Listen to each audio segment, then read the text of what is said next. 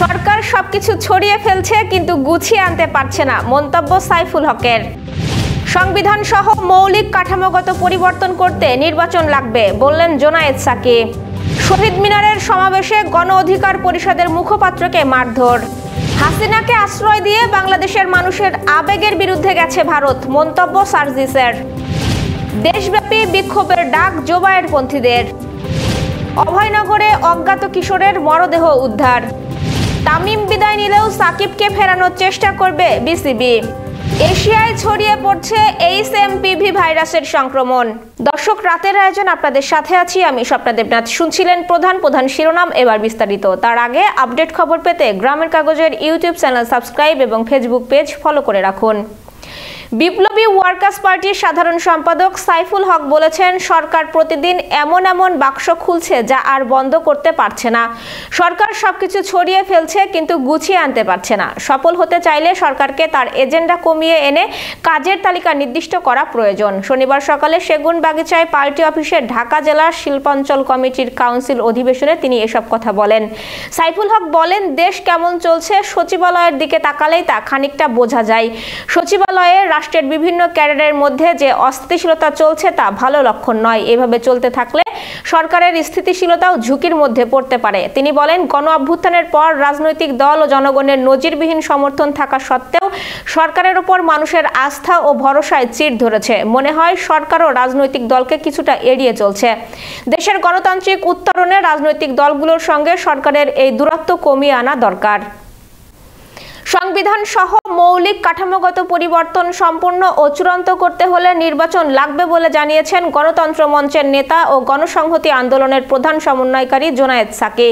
শনিবার দুপুরে জাতীয় প্রেস ক্লাবের অডিটোরিয়ামে গণসংহতি আন্দোলন ঢাকা মহানগর উত্তর দক্ষিণের আয়োজনে নতুন গণতান্ত্রিক রাজনৈতিক বন্দোবস্ত প্রতিষ্ঠার লক্ষ্যে শীর্ষক গণসংলাপে তিনি এসব কথা বলেন। জোনায়েদ সাকি বলেন, আগামী নির্বাচন হবে একটি নতুন গণতান্ত্রিক সংবিধান তৈরির নির্বাচন। আগামী সংসদে কি কি মৌলিক পরিবর্তন হবে সেগুলো আমাদের আলোচনা করতে হবে। সাকি আরো বলেন, ৭১ সালে আমাদের পূর্ব প্রজন্ম যে স্বপ্ন দেখেছিল সেই স্বপ্ন প্রতিষ্ঠা করেছিল তরুণরা। আজ ৭১ সালের স্বপ্নের ধারাবাহিকতায় তরুণরা ২৪ সালের বাস্তবায়ন করেছে। ২০২৪ সালকে হাজির করা হচ্ছে ৭১ সালের বিপরীতে। ৭১ সালে রক্ত দিয়ে বাংলাদেশের জন্ম হয়েছে, ২৪ সালে ৭১কে পুনঃপ্রতিষ্ঠা করা হয়েছে। ৭১-এর ধারাবাহিকতা চলছে, তার ধারাবাহিকতাই বাংলাদেশ চলবে। ফ্যাসিবাদ বিলোপ ও নতুন সংবিধানের দাবিতে ঢাকা জাতীয় বিপ্লবী পরিষদের নাগরিক সমাবেশে হট্টগোল হয়েছে। সেখানে অন্তর্বর্তী সরকারের সমালোচনা করে বক্তব্যের জেরে হামলার শিকার হয়েছেন গণ অধিকার পরিষদের মুখপাত্র ফারুক হাসান।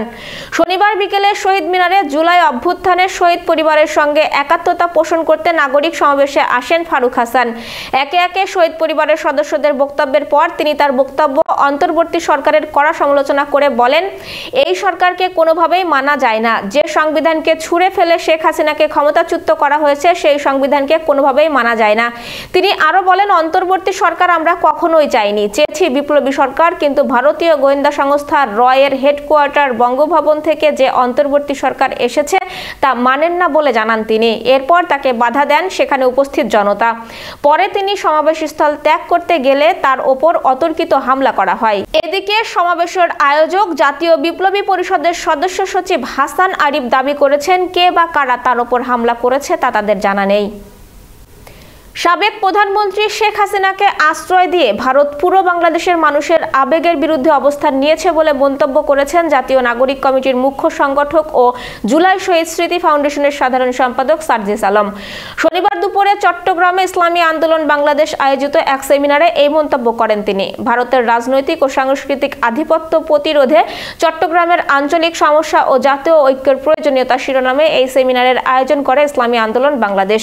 এতে সার্জিস আলম বিশেষ অতিথি ছিলেন। সার্জিস আলম বলেন, খুনি শেখ হাসিনাকে আশ্রয় দিয়ে ভারত পুরো বাংলাদেশের মানুষের সেন্টিমেন্টের বিরুদ্ধে অবস্থান নিয়েছে। তাকে দেশে পাঠিয়ে বিচার মঞ্চে ফিরিয়ে দিতে হবে। সার্জিস আলম আরো বলেন, বাংলাদেশের ওপর ভারত আধিপত্যবাদী আচরণ করলে তাদের সঙ্গে বাংলাদেশের সম্পর্ক স্থায়ী হবে না। তাবলিগ জামাতের সাতপন্থীদের গ্রেপ্তার, বিচার ও নিষিদ্ধ করার দাবিতে 10 জানুয়ারি দেশব্যাপী বিক্ষোভ কর্মসূচির ডাক দিয়েছে শুরাই নেজাম বা বাংলাদেশের মাওলানা জোবায়ের অনুসারীরা। শনিবার দুপুরে কাকরাইল মসজিদ প্রাঙ্গণে সংবাদ সম্মেলন থেকে এই ঘোষণা দেওয়া হয়। সংবাদ সম্মেলনে জোবায়েরপন্থী হিসেবে পরিচিত মাওলানা নাজমুল হাসান কাশেমি বলেন, 2018 সালেও টঙ্গীর ইস্তেমা ময়দানে হামলা ও হত্যার ঘটনা ঘটেছে। ওই ঘটনার বিচার হলে 2024-এর ডিসেম্বরে একই ঘটনা ঘটতো না। এবারও যদি হামলাকারীরা ছাড় পেয়ে যায় তবে ভবিষ্যতে আবারও এমন ঘটনা ঘটতে পারে। যশোর সহ আঞ্চলিক সংবাদ। যশোরের অভয়নগরের নোয়াপাড়া রেল স্টেশন সংলগ্ন এলাকায় ইকবাল মার্কেটের একটি দোকান থেকে অজ্ঞাত কিশোরের মরদেহ উদ্ধার করেছে অভয়নগর থানা পুলিশ। শনিবার দুপুরে মরদেহটি উদ্ধার করা হয়। স্থানীয়রা জানান, শুক্রবার ঢাকার একটি ট্রেনে চড়ে অজ্ঞাত ওই কিশোরটি যশোর নোয়াপাড়া রেল স্টেশনে আসে। পরে ঠিকানা জানতে চাইলে রংপুরে বাড়ি বলে জানায় ওই কিশোর। সকালে শীতে জুবুথুবু অবস্থায় তাকে পড়ে থাকতে দেখে অনেকে। অভয়নগর থানা পুলিশ মরদেহ উদ্ধার করে পরিচয় শনাক্তের চেষ্টা করছে। খেলার সংবাদ। আসন্ন চ্যাম্পিয়ন্স ট্রফিতে সাকিব তামিম ফের নামবেন বাংলাদেশের হয়ে, এমন স্বপ্ন হয়তো কদিন ধরে কিছু কিছু সমর্থক দেখতে শুরু করেছিলেন। তবে গতকাল তামিম ইকবাল নিজেই সে স্বপ্ন দেখতে মানা করে দিয়েছেন। জাতীয় দলে আর ফিরবেন না এই ওপেনার, বিষয়টি নিজেই নিশ্চিত করেছেন এক ভিডিওতে। তবে তামিমের আন্তর্জাতিক ক্রিকেট থেকে অবসর নিশ্চিত হওয়ার দিনে গতকাল বিসিবি সভাপতি সাকিবের ফেরা নিয়ে খানিকটা আশার বাণী শুনিয়েছেন। শুক্রবার মিরপুরে প্রেস বক্সে সাংবাদিকদের মুখোমুখি হয়েছিলেন বিসিবি সভাপতি ফারুক আহমেদ। সেখানেই সাকিবের ফেরা নিয়ে বোর্ড চেষ্টার কথা জানিয়েছেন ফারুক আহমেদ। দক্ষিণ আফ্রিকার বিপক্ষে সাকিবের শেষ টেস্ট খেলার ব্যবস্থা করেও বিসিবি ব্যর্থ হয়েছিল নিরাপত্তা ইস্যুতে। তবে এবার শেষ চেষ্টা করবেন বলে জানিয়েছেন বিসিবি সভাপতি। বিপিএলে ফরচুন বরিশালের নেতৃত্ব দেওয়া তামিম তার জাতীয় দলে না ফেরার বিষয়টি পাকিস্তানের সাবেক অধিনায়ক শহীদ আফ্রিদির সঙ্গে এক আলাপে নিশ্চিত করেছেন। Renaissance hospital and diagnostic centre. রেনেসাতেই মিলছে কম খরচে উন্নত সেবা, তাই নিশ্চিন্তে আমাদের সেবা নিন, সুস্থ থাকুন। Renaissance hospital and diagnostic centre, সদর হাসপাতাল মোড়, দরাটানা, যশোর। দর্শক, শেষ করব আন্তর্জাতিক সংবাদ দিয়ে।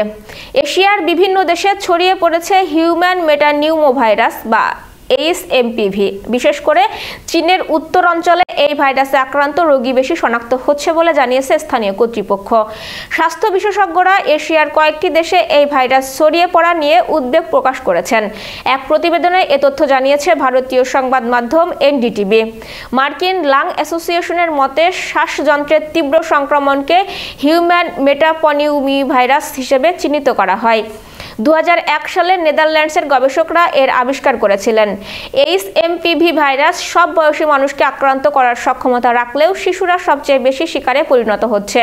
চীন ও জাপানে এর বিস্তার বেড়েছে। ভাইরাসটির অস্তিত্বের কথা প্রায় 2 দশক আগে জানা গেলেও এখনও এর কোনো প্রতিষেধক আবিষ্কার হয়নি। ফলে আপাতত প্রতিরোধমূলক ব্যবস্থা ও সচেতনতা বৃদ্ধি ছাড়া এই ভাইরাসের সংক্রমণ থেকে বাঁচার আর কোনো পথ খোলা নেই।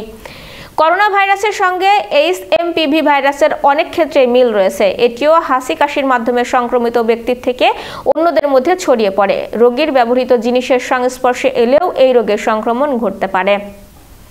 এই ছিল আজকের আয়োজন। সাথে থাকার জন্য ধন্যবাদ।